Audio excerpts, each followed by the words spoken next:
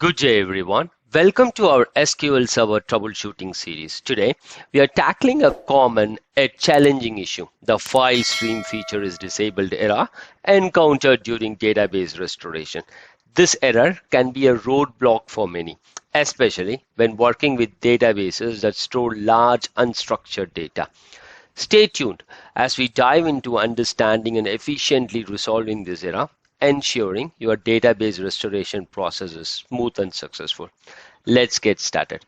What I'm going to do is on an SQL Server 2022 database instance, I'm going to try a restoration of a database called JBDB, and the backup file is located in C drive temp location. Let's try starting the restoration. The restore has failed. If I look at it, it basically tells like restore of database JBDB failed. File stream feature is disabled. So the error is file stream feature is disabled. So now what I'm going to do, I'm going to start the restoration using the TSQL instead of GUI. So let's start it. So I'm trying to restore the database JBDB using the backup file that is present in C drive temp. And what I'm seeing is I'm seeing message 5591 level 16 state 4 file stream feature is disabled. So it is pretty clear using the GUI and the TSQL, I'm getting the same error. So this error basically tells you're trying to restore a backup file on an SQL Server instance, and that SQL Server instance doesn't have this file stream feature enabled. So what I'll do, I will head back to the configuration manager. It's a lab machine. So what I'm going to do is I'm going to click on stop first. And once the SQL services stops, I will enable the file stream feature. Yep. So enabling the file stream feature requires SQL Server restart. So that is something you should be aware of. Let's wait for the SQL services stop is done. So the SQL services is down now. So what I'm going to do, I'm going to click on properties for the SQL services.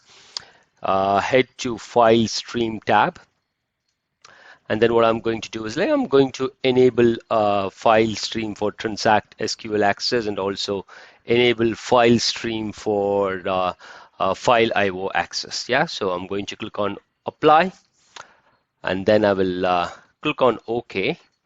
And then what I'll do now is I will start the SQL services. Yeah.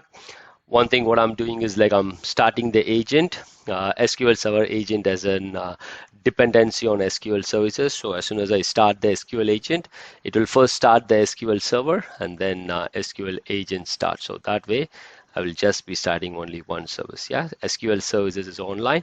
So now what I'm going to do is I'm going to start the restoration now. Hopefully this should complete.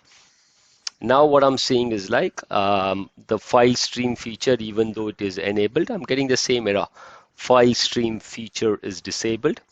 So restore database is terminating abnormally. So what we'll do, we will go to the SQL services, and then let's double check if it is enabled or not. Yeah, so it is enabled here. So now what I'm going to do, I'm going to go to the SQL services. Yeah.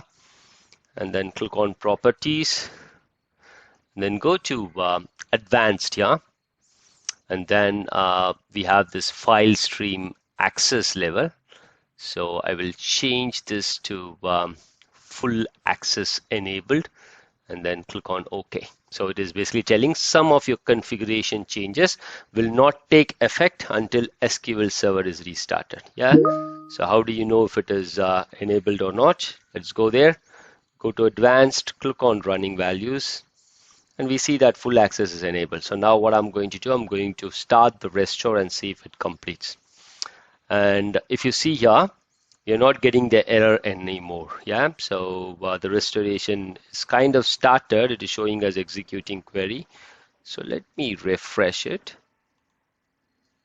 And if you can see here, it is showing that the database JBDB is getting restored. So let's wait for the restoration to complete, and then we'll take it from there. Cool. So the restore is completed now, if you see here. And if we do a refresh here, You can see that the database is restored now.